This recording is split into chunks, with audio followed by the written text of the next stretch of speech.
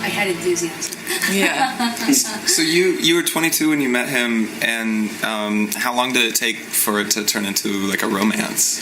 Well, when I met him, I assumed that Diane and he, they were together. But as it turned out, I met him.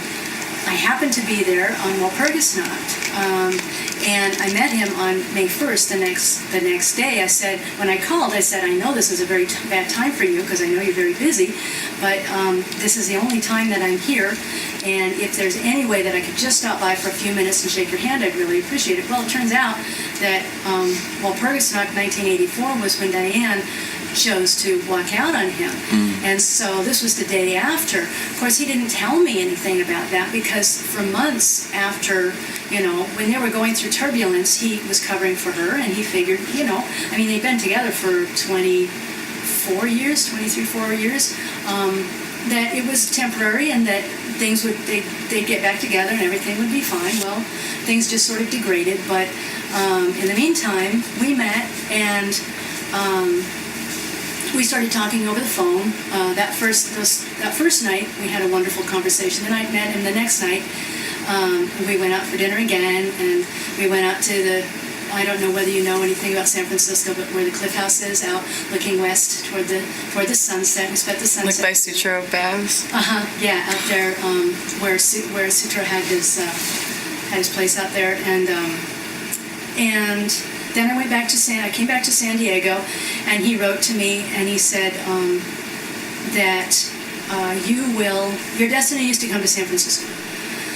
And I said, I don't think so. I just graduated, and I was expecting to, move on with my life, get a job, blah blah blah, and so we were talking over the phone a lot, late night conversations, and then in I don't remember when it was, August or so, some friends from college said, hey, we're moving to the Bay Area. She was actually from San Francisco. We're going to move to the East Bay.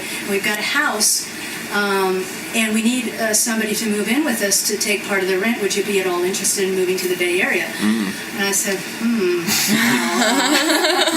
I guess I'm supposed to move to the Bay Area. So I did. And I moved to Orinda. And then by the end of I moved in September, I believe, of 84, and by the end of that year had gotten an apartment within a few blocks of the Black House. I moved into the city. So, my idea was to just work in the office and do whatever I could to, contribute to the philosophy and contribute to, because, there's a lot of work that needs to be done, a lot of orders that need to be filled and correspondence, etc.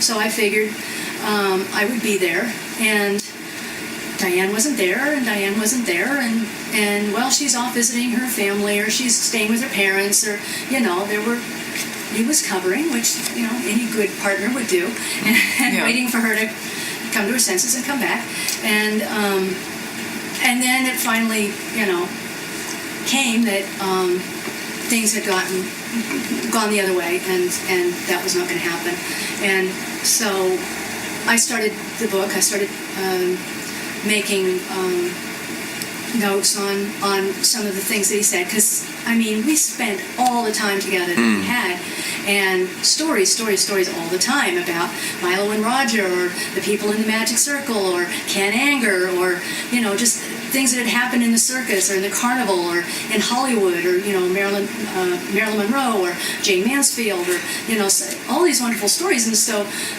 by 1989, that's when 1990 was when the biography came out originally, and so we'd known each other for about 5 or 6 years then, and it was after the biography came out that our relationship started shifting to a more romantic relationship. Was he as public of a figure before the biography came out? Like, was he known outside of San Francisco? Oh, yeah. Yeah, he had gotten national press from 1966, 67 Okay. on. Well, he was kind of like a pop figure. Yeah. Really, because all the rock stars knew him. It was in, I mean, like Rosemary's Baby, like he was in Polanski, Rosemary's like all Baby. this stuff. Okay. Yeah, Right. so he was definitely like. And King Diamond, he Yeah. was Yeah. he was a big fan and wonderful guy. And yeah, Very Kenneth supportive. Anger. I bet King Diamond's really nice. Yeah, he is. He's a great guy, very supportive, and he would always talk to people about Satanism if they wanted to talk to him about it. He was very upfront, and so was Marilyn Manson. He's a Yeah. great guy too. Yeah. But getting back to the original, people Sammy like Davis. before, Yeah. Sammy Davis too. Yeah. Sammy Davis was very interested and supportive of the philosophy. He knew a lot of people actually in Hollywood. He would make the trek back and forth between San Francisco and Hollywood, and he had people there that he would stay with, and people would make connections for him, and you got to meet this person. You know how it is in Hollywood. You got to meet that person. You got to meet this person, and so he knew a lot of people in Hollywood, and he could have gone in that direction. I think he worked on The Devil's Rain. That I don't know whether you've seen that. With William Shatner and yeah. John Travolta. I think that was John Travolta's first movie. Yeah, it was like his first or second. And he got to know him pretty well.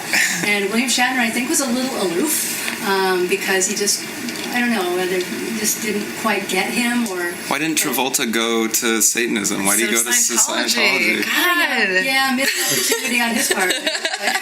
But what Dr. LeVay said was that John Travolta, and I don't know whether I should say this or not, but he did a wonderful Marilyn Monroe impression. He said, I'd never seen anybody do such a sincere, and it was a transformation. Yeah. He just loved it. He was obsessed, and how actors can do that sometimes. That's awesome. And it was a complete transformation, and they had some wonderful conversations. And the director of that film too, a lot of the people that worked on that film were really supportive of him, and they really appreciated his involvement because they had to go down to Mexico and do the filming and everything. Eddie Albert was also in the cast, and he really respected him. He's a wonderful singer, he said, like classically trained singer, which I didn't know. And so yes, he was very involved in a lot of interesting people. And as far as publicity, I think the first publicity, I can't remember the sequence, but the funeral, maybe the funeral was first, and then the wedding, and then the baptism. But they came three within a year, I'm pretty sure. I wrote the dates in the biography, so that's where I turned to to get the official. But he did. People were very attracted to the visuals of it. Of course, Sure. with the naked female altar. So a lot of the men's magazines covered the Church of Satan and all the nudism, The wild swinging world of Satanism. all this wild, witchcraft 70, and all these all the indulgence. And he gave a talk at the Sexual Freedom League. Because they liked having him, and he said I think he said they wanted to do an orgy. They either did an orgy in the Black House, or he went to an event where there was an orgy, and he said he's not really into orgies because it's just all you see are a lot of twisting, writhing bodies, It's really very visually evocative. You can't really concentrate on anything. All you see is just a writhing mass of people. It's sort of satanic in its own way, but he was kind of sort of peeking his way through the writhing bodies. Just stepping over Yeah, people's thrusting I bodies. think there was a scene from a Pink Panther movie with that. I'm not sure. Yeah. Something reminds me of the Sellers or something. Oh man. Society. Is it The Party? I think I've seen Oh that yeah, movie too. have you seen that scene? Yeah. Oh, sorry, excuse me. So the magic circle. I do want to wait. Did you know Kenneth Anger? I did know Kenneth Anger. Yeah, he was still around after. Yeah. What's he like? He is a dynamo. I mean, he really was a very interesting fellow. He was at the forefront of surrealistic sort of sadomasochistic, homoerotic, cutting-edge fireworks. I admire him so much. His first film. Love him. And the Doctor was involved in, Lucifer Rising and Invocation of My Demon Brother, and they had gone to the San Francisco World's Fair on Treasure Island. Was very important to both of them in 1939. They really had the same sense of sort of broad evocation, and they could talk about films, and they could talk about these characters that they both were interested in old movies, and they just had a lot of the same aesthetics. And Ken Anger, one of the lines that Dr. LeVay got from Ken Anger was aesthetics is everything. It's just, and that's what he wrote in The Complete Witch, The Satanic Witch, was, presentation. A lot does have to do with presentation, and it's part of the evocation of who you are. So yeah, he's a great guy. I think now he's kind of moved away from the organization. I don't know, he said some bad things about the leadership or whatever, which is fine, but he was good friends with the doctor. And, cool. You can't take away from that past. Yeah. So a lot the same things happened with Boyd Rice. We spent some good time with him, but after the doctor passed, he said some nasty things about me and about leadership and about the organization. And, it's too bad. People go their own ways, and Yeah, I mean, he's another fascinating artist, but that I was going to ask about. But I don't know. Is he a nice guy? I don't know what I want to ask. He's just, I like a lot of teenagers. I went through the period of like finding all the like really extreme, really extreme stuff. And I was like, oh, this guy's for real. Right? Yeah. Or Manson. Yeah. Or who's the Mark Almond. Oh, Mark Almond. I read that Mark Almond was in the church. He could have been. I think he was just a card-carrying member. I don't know if he actually ever hung out with Yeah, he could have been. There's been a wide-ranging influence over the years.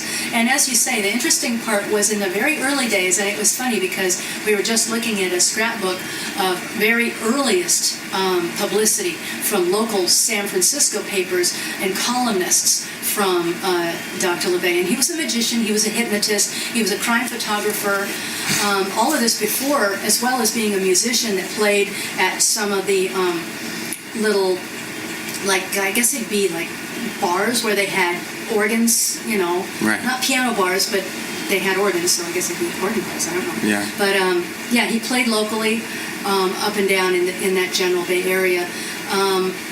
And he was already getting, before he founded the organization, he was getting a reputation as, he had the lion, and he belonged to the Long Island Ocelot Society. And what? That's a thing? I believe that's the name of it. You can Google it, but I think it was out of Long Island, but people who had exotic animals, and I think there was a Bay Area chapter where people would meet and bring their exotic animals. Somebody had an ocelot, somebody had a cougar, mountain lion, and he said they're just such beautiful, quiet, polite creatures. He said it's so sad when they're vilified the way they are, because they're solitary, very solitary, quiet animals, and not harmful unless obviously provoked. But tigers and that sort of thing. He owned a lion, right? Yes, Togar. Yeah. Togar. Yeah, he had someone from the circus who had known him had gotten him for him, and he was a wonderful lion. He raised him from a cub, and he took him around to different schools so that the kids could pet Togar and sort of interact with a real live lion. Wow. And he helped. I guess he went to some openings of some, I don't know, hospitals or something, that sort of thing. He did local publicity with that. That's so cool. That's so cool. But he already had a reputation as sort of a character, San Francisco character. And when he started the organization, people were sort of like, and socialites were sort of, oh, cool, It's your latest thing. Yeah, Barbara McNair, she was an actress, and she came and they had parties, like several parties a year. I think 4 parties a year, traditionally, costume parties, and these socialites would come, and then things sort of started shifting, and he started doing interviews, and instead of just talking about nude altars and fun things, he started talking about the philosophy of Satanism, and people sort of started saying, oh, he's really serious about this. It's not just fun anymore. He really means what he's talking about, and it's not just calling up the devil. He's talking about some substantial elements of human nature and how to apply that in the real world. Did people have a positive response to that? Or? Well, I think some people were a little intimidated by it, and the socialites, I think they moved on to whatever the current flavor of the month was. But But I think things got more interesting. The people that stayed were certainly more interesting. That makes sense. Kind of more concentrated. And, Cool. And they have some good days. But I think about 70, I don't know, maybe 72. He said, I want to stop performing Satanism. I want to start practicing it and showing people. And at a certain point, like by the time I came on the scene, he was still doing interviews, but he backed away from, he didn't do appearances where people said, well, can you appear in your cape and have the horns on and go in the front ritual chamber and wave your sword around and stuff. He said, no, I don't do that anymore. Yeah. If you want to talk to me, talk to me, but I'm not going to perform for you like a trained monkey. I have something to say, and it's interesting, and it's interesting enough. And he took on a much more noir sort of persona with the hat and the raincoats and it was an equally intimidating book, but it wasn't donning the capes and the horns anymore. Right. When do you think the perception started to shift into because when we met you at the Satanic Panic thing, that sort of started at the end of the 70s, beginning of the 80s, right? Is that when that whole thing started to the Satanic Panic sort of apex? Was mid 80s to early 90s. Early 90s. Yeah. So that's when that started. So that's when it shifted from being this fun socialite eccentric people thing into being completely demonized. How did that start to when did that start to happen, and how did that affect you guys? What was that like? I'd say that you mentioned Michelle Remembers. Right. Yeah. That was in 81, I think. And that was really a template for recovered memories. Right, which was the story of the girl whose therapist recalled her memories of her parents being in a satanic cult and them abusing her and doing all kinds of sacrificing babies. Yeah. Which was later debunked as being totally false. Yes. Yeah, exactly. As was in the McMartin case, a lot of these kids had talked about child sacrifice. That was at the preschool, right? Preschool, yeah. Manhattan Beach. Yeah. And that was 80, I think it was 83. And they were dragged into court, and as far as I know, I think there were 7 defendants, maybe. And as far as I know, it was the most expensive court case in California. Let me get my facts. I read that too. Yeah. So interviewing a bunch of 3-year-olds with false memories that were people had suggested to them. And they were totally coached. They were totally coached, and there were no animal bones found. They said, well, they took us away, and they were making child pornography. They were taking pictures, and they were flying them in planes out of to Austin, right? Something, and even Chuck Norris was identified as one of their abusers. Yes, I love that. Was my favorite part. And along with some of the people that were interviewing them, I think. Yeah. And it turned out that a lot of these were just obviously coached. There was no evidence ever found. Most of it was dropped. And it ruined lives, though. There were people involved in divorce cases or where certain accusations, if you were involved in magic or the occult or anything, if you had ceramic cats, if you had stained glass, if you had, let alone owned the Satanic Bible or some book on Wicca or something, then you obviously were a Satanist, and you were going to harm the children, and the courts got clogged with this stuff, and there was no way to prove it. And they finally, I think it was Dr. LeVay had the idea that it was largely the insurance companies that stepped in, because they didn't want to pay for the millions of dollars worth of therapy that these pseudo-therapists were getting for these people having these absurd, ridiculous, embarrassing fantasies that they were relating over. That they were it's just so bizarre that you would some sick person was getting these kids to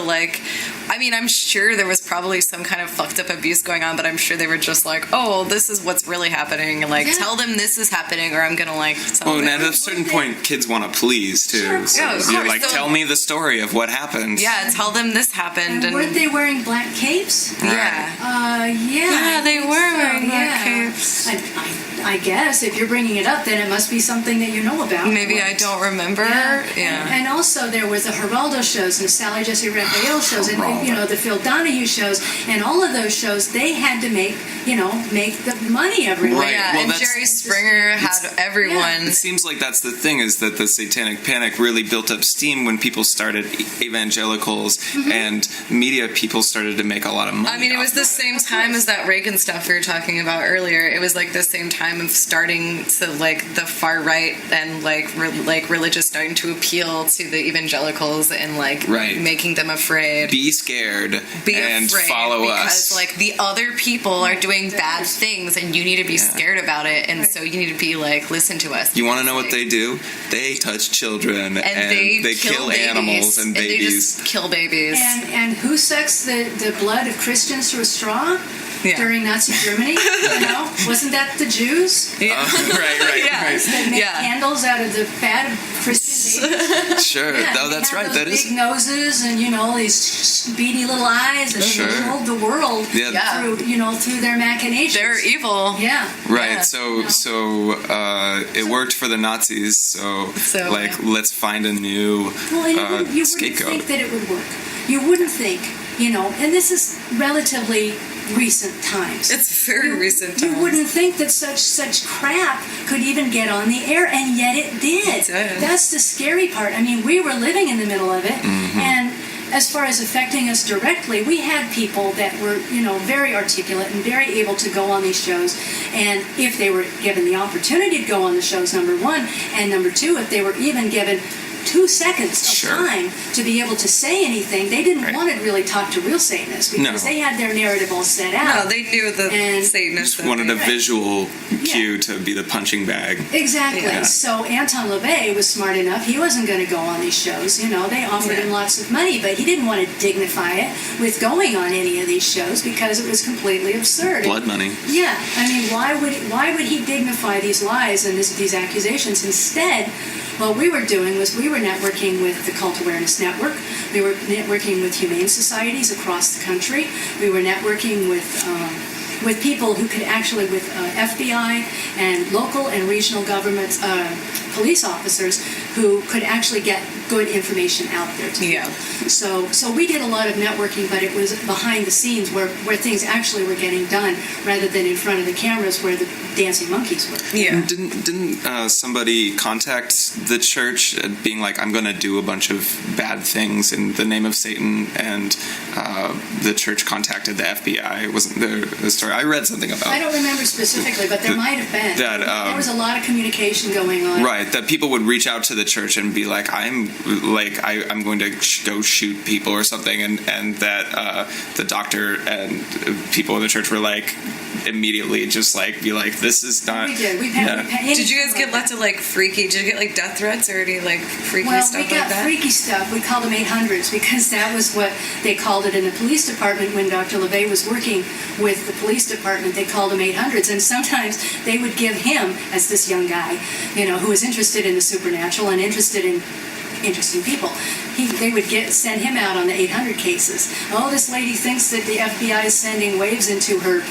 house, or this guy thinks that he's got ghosts, and he wants the police to investigate. So Dr. LaVey would go out there, and he was using what techniques he was cutting edge at the time, with the theremin, and he had dusting powder, and he'd crawl around in the attics, and he'd set up electronic fields so that if there was anything really happening, then usually he'd go up and he'd find a tin can wedged in the attic, and it was just making a spooky sound. Wow.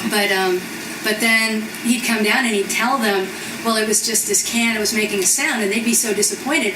He'd say, well, there might have been something a little bit more, but I got rid of that for you too.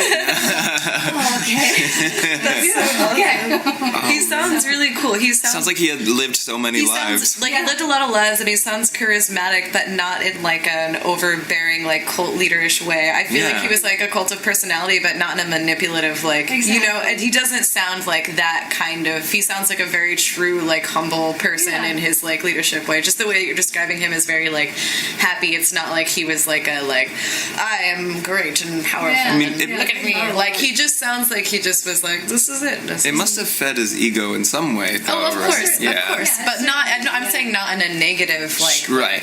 Yeah. And there's nothing wrong with Yeah, feeding your ego as exactly. part Not of at all. the, Yeah, like... he had a strong views about the vision that he had for the organization. And there were people who, wanted to bring it in this direction or wanted to bring it in that direction. He said, no, I don't want a Satan club. I don't want a Satan fan club. I want a group of leaders that can take their own lives on their shoulders and take responsibility for themselves and lead themselves in a good way. And he could have given the organization over to, he could have sold it off. He could have exploited it more. He could have sold the rights to whatever, packaged it. And he never did. I mean, he never packaged it in a way that would have made a lot of money. And people who say, well, he was a huckster or something, I'd like to know where all that money was going that he was huckstering and getting it. Yeah. Because I sure as heck didn't see it. Yeah. I mean, he could have, turned it to serve him in that way and grift and you would people see like people who televangelists do all the fucking time. Right, L. Ron Hubbard, and you could package God, he this and could have package just that. had it been he could have, I was saying, what's interesting about to me is that it started in that time where cults were the rage, Right. Sure. down here. That was all that. everything of all of these people, taking Narconon. lost people and bringing them to them and being their leader. But it's he had a leadership role in a completely non-manipulative, kind of Truly. sense. Yeah, and he did have that vision, and he held on to that, and he didn't give it over to anybody else. He wanted a firm hand on the tiller until he passed, because he knew that was the only way that he could give it a good shot to, the first 99 years are the hardest. He really did have a vision for the Church of Satan lasting and for Satanism lasting. And he said, it's not we have a membership that you can pay one time only, no tithes, no dues, no monthly anything. You don't have to be involved. You don't even have to practice in your own home. If you don't, vibrate to rituals and metaphors and going into the ritual chamber, if you just like the atheistic aspects, the anti-theistic aspects of Satanism, fine. If you want to support the organization, send in your money, support the organization that's continuing to support and codify the philosophy, that's great. But if you want to just pick up the books, read the books, call yourself a Satanist, that's fine too. As long as you're doing it responsibly and you're doing it accurately, that's great. Mazel tov. You got it. You got all you need. Sure. So he's not collecting an army of people to. You're not collecting an army of lost souls. You're collecting people who are ready to be independent. Precisely. And you're not looking for a leader. You're not looking for a leader to answer your questions. No. And he's planning on it's not the Church of Anton LaVey. Yeah. It's the church. I mean, it'll be interesting what happens in the next 50 years with the church, because it sounds like you're not deifying him. No. It's not about him. It's about the ideas that he brought to the table that everyone agrees with. And that's the worst thing he would have wanted. I mean, even when we were working on the biography together, he said, you've got to show me warts and all. I've got my faults. I'm very demanding. I'm very opinionated. I'm somewhat misanthropic. Very misanthropic. And I want you to express that part of me. I don't want some halo. That's the last thing in the world that I want, because that's not who I am, and that's not who I've ever been, and that's not what I want to be remembered as. And I think, you're right. Even since his passing, of course, there's admiration for him. We can't help but have admiration for him. But we do see that he was a man. He was a man. He never claimed the Satanic Bible. Again, getting back to Satanism, the Satanic Bible, tweaking with people, and he did want Satanism to be recognized as a religion. That's why he had the public funeral, the public baptism. He wanted, it wasn't just to thumb his nose at society. It wasn't just the carny aspects of it. He wanted to say, yes, this is a philosophy, and yes, it can have an important impact on the right people. And it should be regarded as a philosophy, as a religion that can guide people's lives. But he never pretended that the Satanic Bible was Satan incarnate, revealed word taken as gospel. He didn't believe in gospel. He said that Satanism demands study, not worship. So question all things. That's the key. Question all things, everything. I just think that's what's so, it's like, this is just like the perfect example of why the like just blind demonizing of Satanism is like so ridiculous and funny, because like it really, it's very like basic, and it's very like not scary. You know what I mean? Like it's very just like, yeah, this is just like, I just think it's funny how like immediately like the like visceral reaction just from the word Satan is very like, that's weird, I don't know. But you said spooky. It's kind of cyclically perfect, isn't it? Yeah, it is. Really By is. reacting that way, you're kind of proving a point. Exactly. Right. It's What like, the whole philosophy is about. is like, Aha. yeah, you just don't like You're doing demonize, that. like you're just demonizing this thing. Like you don't actually really know anything about it. Like there's nothing like actually evil about just telling people to like. And that's why he called it Satan. Yeah, that's But- great. The It's fact that it genius. still has that power 50 years It still later has that connotation. It always. I mean, is it's gonna amazing. always. But It's amazing to me. I like that it's not just hollow provocation. Yeah. I like that there's a depth to both the name or the thing with the statues in I don't know, where is it, Ohio? Where's that happening? It's in Oklahoma. Oklahoma. That's the Satanic Temple. Oh, that's not. What is Yeah, the what is deal the with difference? Satanic Temple? Because I was going to ask you actually about the others. So these little split spin-off groups, right? Right. Well, they're not even a spin-off group because they really weren't part of us. Okay. They started separately, I guess, I don't know, even when 2 or 3 years ago. And other people have done more research on them than I have. But they've made a name. I see them basically as a performance group. Yeah, I pretty think flashy, they're yeah. the Florida people I was talking about. Yeah. They're using the trappings. Well, now they're not even using the trappings. They're using the iconography of Satanism because, the It Church of worked. Satan has been around for a long time, and we've made it, effective, and people's fears have made it effective. But our whole posture is we don't want to be empty provocation, and I think that's exactly what they are. Oh, really? They don't really have a philosophy. The only philosophy they have is what Anton LaVey had, but they don't credit anything to him or being cut from that cloth. They say that they're kind of superior. They're to more that, of a or- I think they really are more of a statement group, which is Yeah. what I they're appreciate them performance art. for. That's Like fine. I appreciate they're taking that power away from the oppressors, which is exactly what that whole if they want fucking to call themselves a performance group, Yeah. I think that's, great, like, but they great. really don't have a philosophy. Oh, so there's Yeah. not they don't follow They're kinda Dr. like LaVey's trolls. teachings. They're kinda like trolls. They're just like- Yeah, Yeah. mostly what I think they're turning more, from what I've heard, more a Buddhist philosophy, kind of like don't hurt anybody kind of thing, and they consider that Anton LaVey, as so many of them, do once they get enlightened, they feel like he didn't get it quite right, like he was too angry or mean or antagonistic or something. I don't know quite where he fell down on the job, but they're all about being nice and being kind and much more of a Buddhist bent to it. I don't think they even call themselves Satanists anymore, but they're using the iconography. Just using But the Satanic that whole Temple. statue thing was kind of creepy to me. Yeah, really. I appreciate it just because I. children and Yeah. climbing up on his lap. It's very over the top. I mean, it's so like. I mean, but It's if I were camp looking at it from a aspect is Christian, like- I suppose I would be outraged appropriately. Yeah. I mean, but is that much more campy than or provocative than the rituals with naked women on the altars and Well, but like, see, that's the distinction I'm making, because he did it in 1966, 1967. No one had done it like that before. And he was doing it in support of a philosophy to break through Sure, the walls. okay. And There's depth behind there it. There was more behind it than just outrage. and once he had the attention, Yeah, then he wasn't doing it. He was doing it because we do have rituals for these things, and Yeah. we are a religion, and we do codify our ideals and our society using these metaphors. Sure. But these guys, and as far as separation of church and state, Church of Satan is all for that. That's what we've been. One of the cornerstones of our philosophy is separation of church and state. As the founding fathers of America feel that it's just don't get into the bedroom, don't get into the altars. Yeah, yeah. You have your altar, that's very private. What goes on your bedroom, I don't That's need your to know business. about it.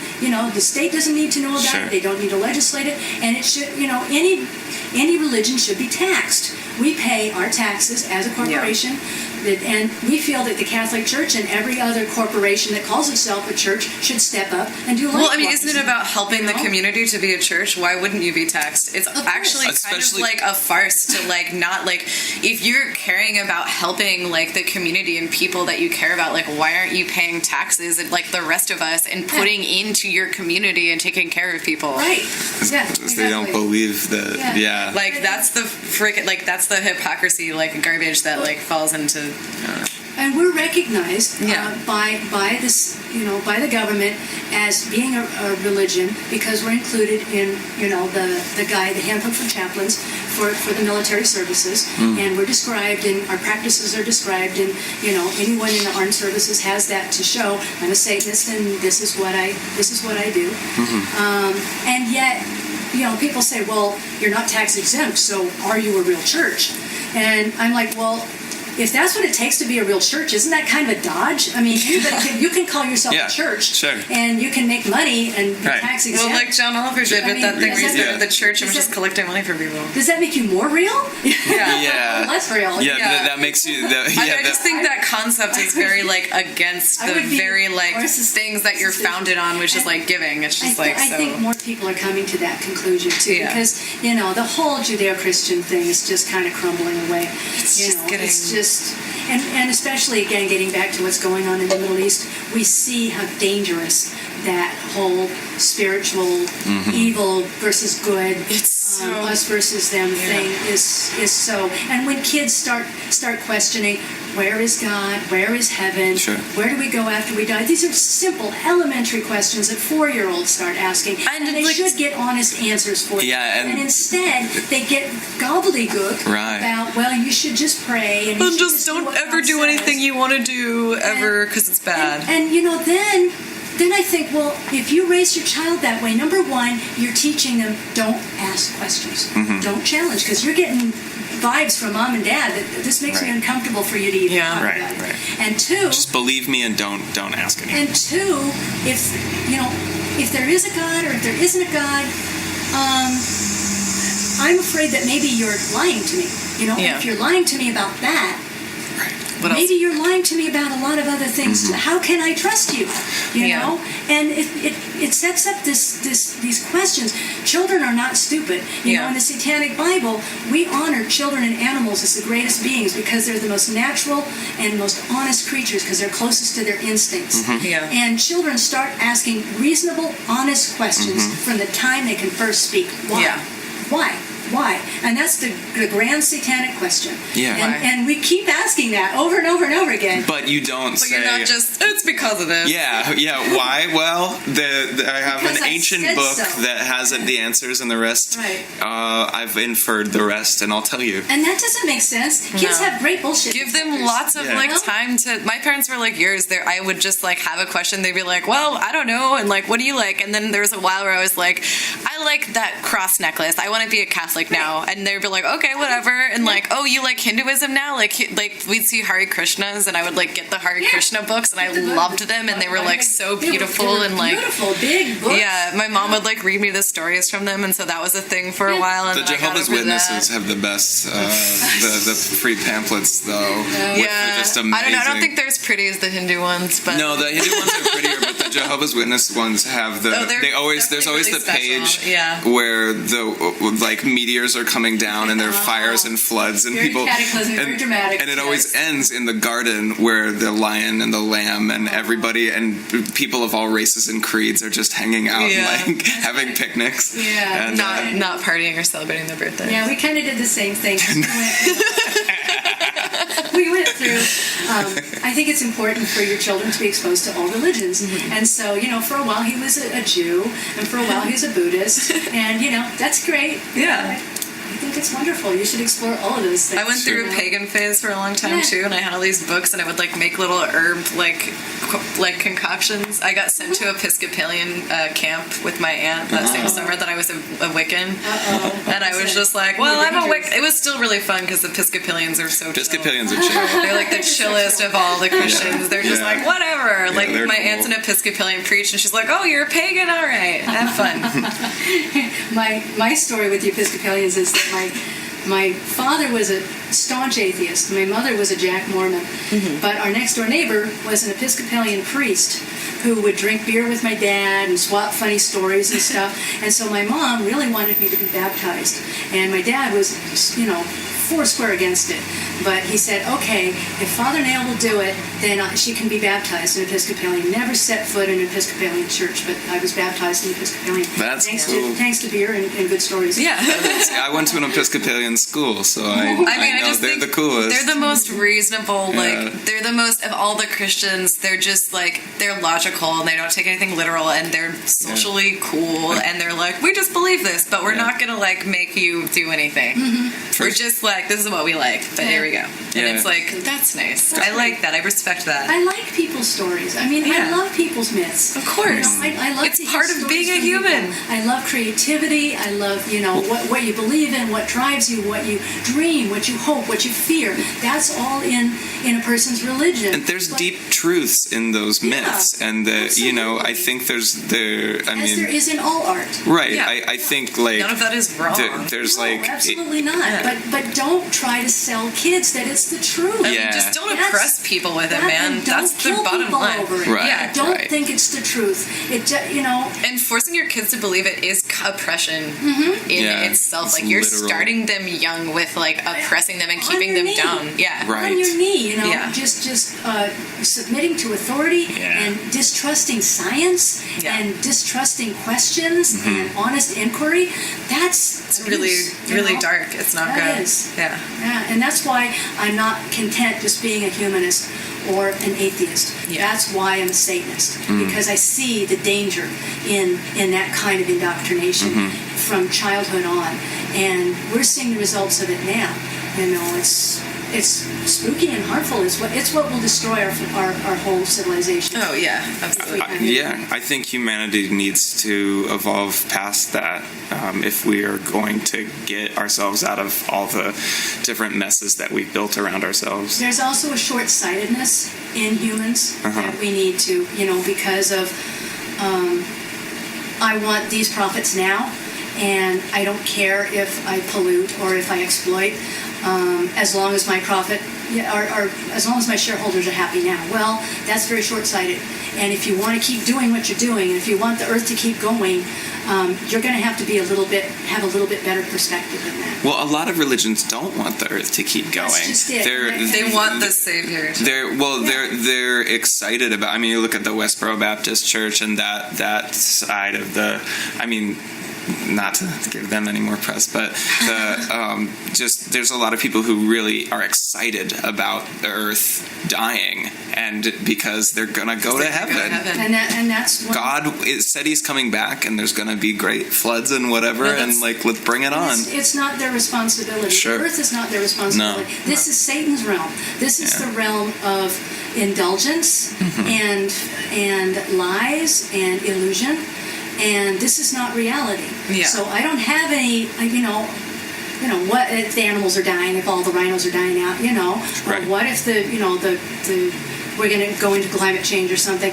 That's not my problem. It's all in God's plan. Yeah. And I'm going to go on to heaven anyway. So, Yeah. there's a big part of most spiritual religions, as you say, that leaves the gate wide open for not having any responsibility for what's going on. And just waiting, it's coming any day now. It's coming on Sunday, actually. We're all going to die. Yeah, really. Yeah. Okay. Tomorrow. What, again? Yeah, the lunar eclipse is going to make us all die. It's the lunar blood moon eclipse. Oh, well, that sounds pretty important.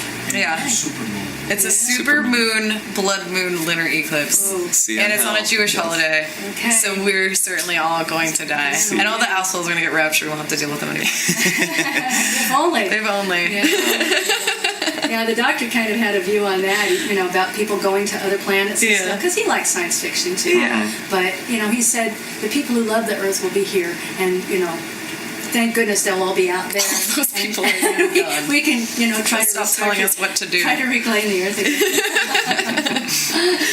Yeah, I think about that. I'm like, yeah, he was a funny guy. He was just a funny guy. I'd like to read the biography. Yeah. Yeah, definitely. check it out.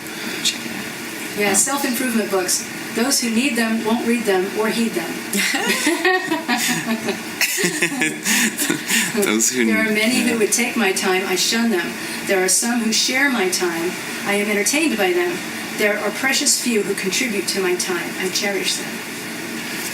Just little aphorisms. You know, he had a wonderful sense. There's I don't know whether it's in here or one of the other ones about let me entertain you, about doing an interview with somebody and wearing sort of a rumpled cape that's all kind of crinkly and has like a thread, out, and tell them everything that they expect to hear from you, and then have a good laugh at their expense when they leave.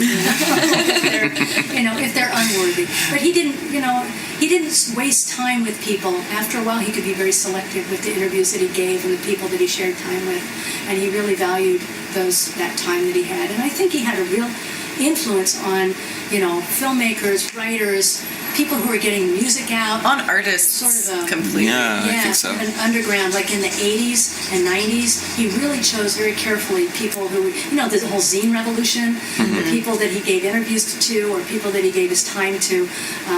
He made sure that it really mattered. And it got in the right hands, and I think it did have I think it did. Positive Yeah. I mean, all of his popular culture influences have been, great. They've all been really magical things that I really love and that I think are beautiful. So and things. It's just it's like that just way of thinking in that realm. Well, and things that, again, have depth. I think a lot of the stuff that he was involved with, well, maybe not that John Travolta movie, I don't know, I haven't seen it. Lucifer Rising. And sure, or Rosemary's Baby. Rosemary's Baby. And another strong influence of another book that just came out, actually, is William Mortensen. Are you familiar with the... No. Yeah, The Command to Look was just republished. And he got a lot of his ideas about is not does, about dominant mass. It was originally a photography guide, essentially. It talks a lot about aesthetics, and this has been unavailable for a long time. And it was a very important book to him.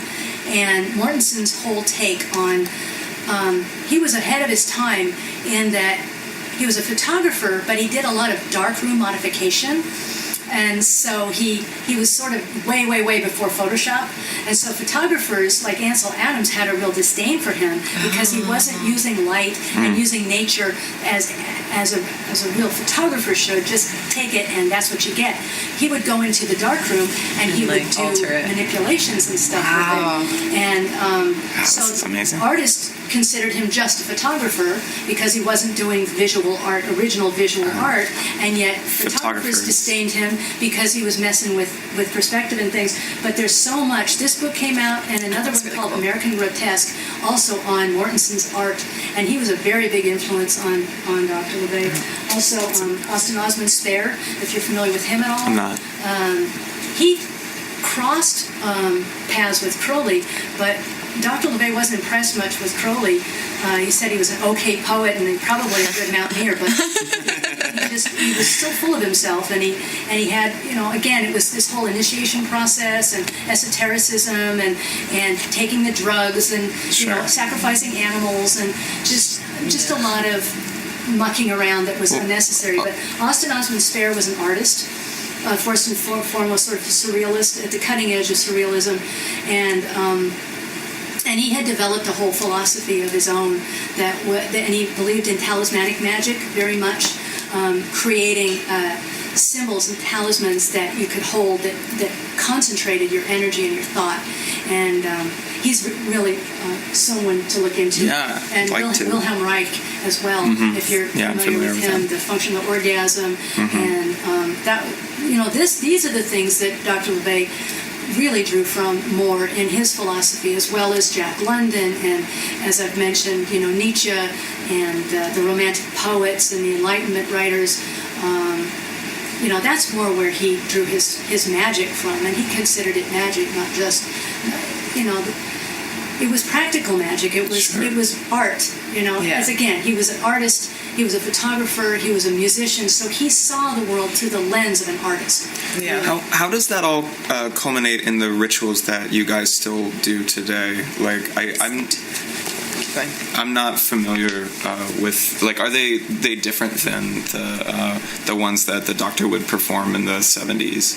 Well, he did more public ceremonies that are sort of codified in the satanic rituals, some of the ceremonies that he used to do, and they were very powerful, but they were for groups. Now we're usually much more informal.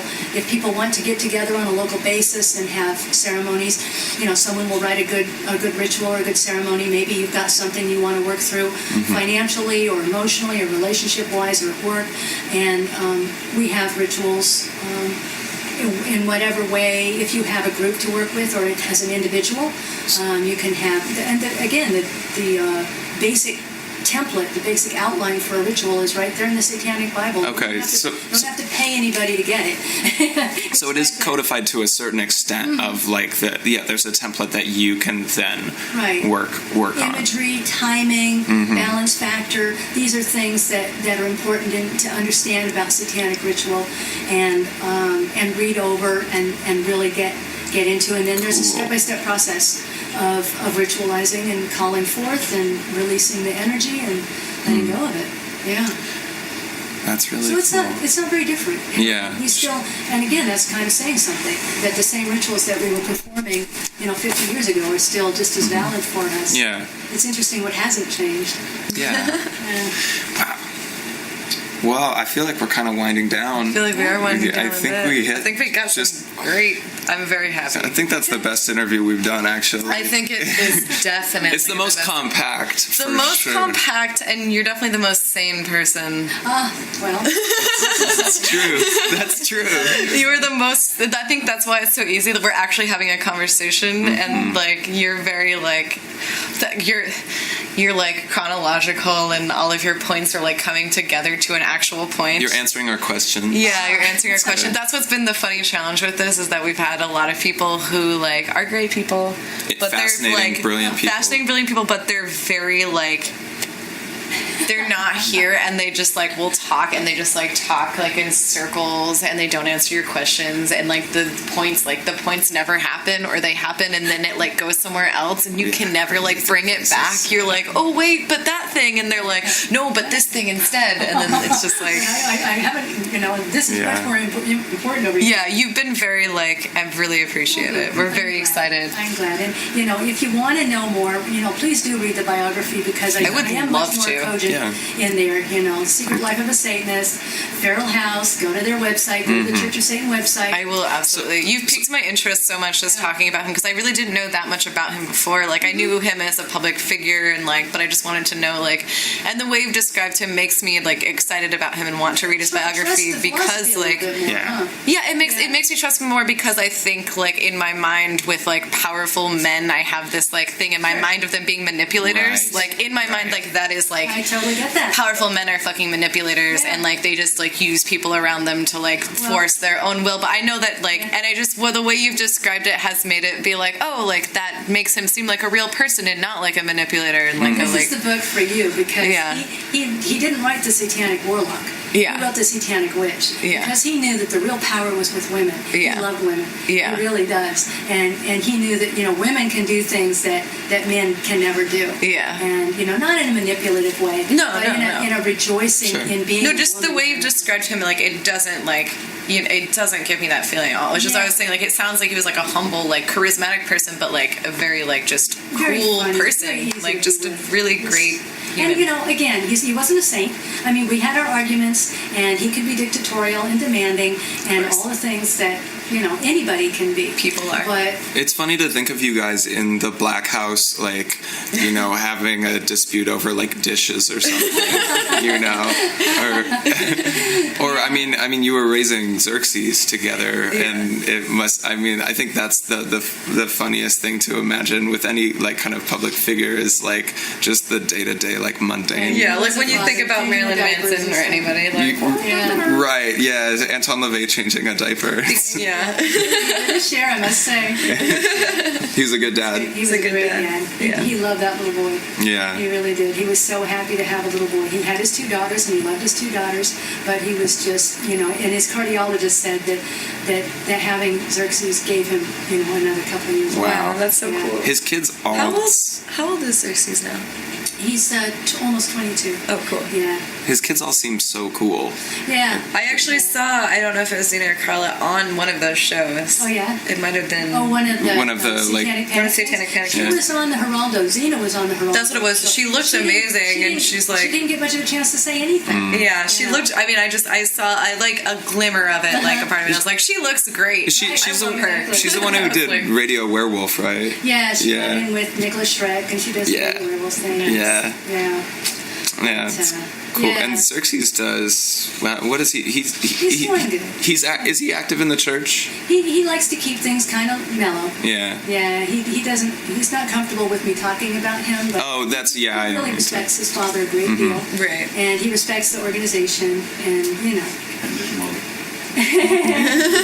he's doing great. That's great. He's into. I don't think it's too much to say that he's into art and anthropology, and he's just a wonderful friend to those that are close to him, and just a great, funny guy. Well, you seem like you would be a great mother. Yes.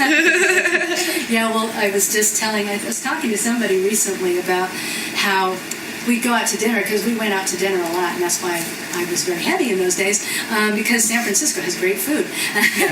So we were going out to dinner like 6 nights out of 7, and we had our favorite restaurants and stuff, and we'd be sitting there, and we'd have our cocktails before dinner, and then we'd have our half carafe of wine with dinner, and we'd be chattering away and waiting for our food and chattering some more, and we'd look at the table next to us, and these people, a couple would be sitting there, an older couple, and they'd just kind of be silent, just sort of staring off, and we'd say, wow, how sad, that you would be sitting there, and obviously you're a couple, and you're not saying anything to each other, and what a sad life. Yeah. We didn't live that life. Yeah. we were always, always talking to each other, always sharing, even if we were writing, like he'd be writing, and I'd be writing, and he'd be playing, and I'd be writing, and I'd be working out in the office, and he'd be playing, and it was, we loved spending time together. That's great. Very lucky that we got to spend the time that we did together. I've said a couple of times that I told him that we must have agreed to be here together.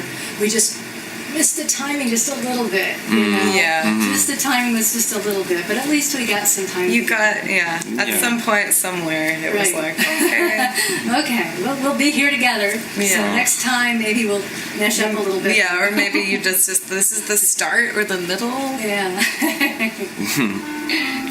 Well, Blanche Barton, thank you so much for talking to us. Is there anything else that you want to say? Yeah.